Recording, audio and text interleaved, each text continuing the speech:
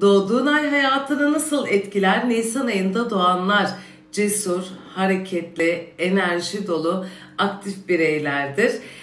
Hafızası güçlüdür. Olaylar karşısında bazen çabuk karar verip çabuk pişman olabilirler. Genellikle her iş yapabilecek güçleri vardır, kapasiteleri vardır ama ara ara motivasyona ihtiyaçları da vardır. Evine, yuvasına, ailesine bağlı bireylerdir. Detaylar açıklamada.